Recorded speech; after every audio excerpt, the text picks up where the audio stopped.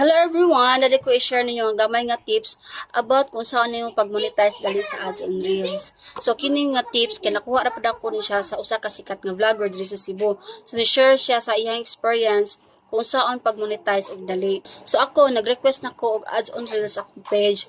Unya, submitted na po siya. So, ang ilang ingon, 1 month after, maka-ads on Reels na ka. Pero ako, kay hapit na sa kabulan or buwan naman siguro wala ang gyapon ko ads on Reels. So mao din ni siya ang nahitabo kay ingon sa usa ka sikat nga vlogger nga ang imong ipang-upload nga videos ko no sa imuhang Reels dapat wala siya sounds, wala siya sounds background, dapat original video gyud siya, wala siya audio.